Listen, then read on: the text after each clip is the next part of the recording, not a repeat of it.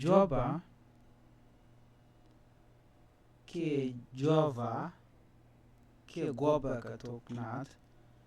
jana dajat kel milim milim puch che tam di long jan doi ba jana dajat mugwa long jan te ke te go te kamaran mishimat manyam en Guava mishimat nguga toker panyran ngay kono to toker mud panyran muti ga toker mudit jala la jaja ko to bidok ka jana mo awajwe njwe mo labe jana ko ala cholo jwe toker jan mishimat en Guava be jwe toker amo be yotpin ke be ngok man gwa ko de Guava de madba Guava uja bej loaj miti ka loj me bej ka shemat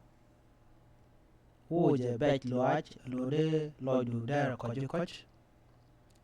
dong jide te ka loj me bej namo kel mo gwa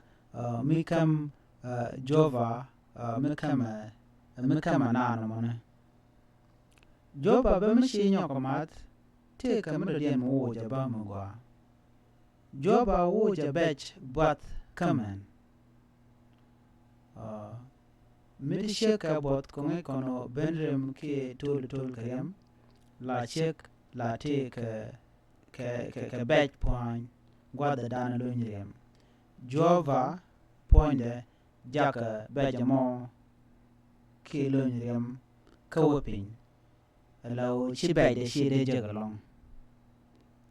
kwa la cholo to mi shek mi te ka bot la te ka tangwan te jagare poinde wa Guava kel mulangman ko de bejamo ka shang bat de jawoj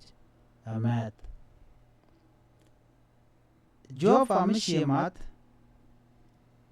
yuda tiak panyran pin tiak panyran lat ne dokran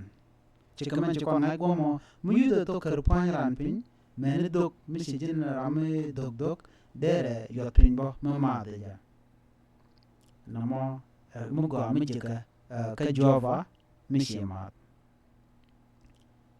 chawu Guava fonde jak panyran ko bo pal la jamu ja pal pan mishi mat ba pondu be jakoto bo pal malar ka pal pan jen la take digestion Guava fonde mishimat jaka gobdu kama pot go pandu bo pat brojogo ti ka michro da gera pondu Guava fonde jaka wurar kapol mitika o shikwan jingla berare du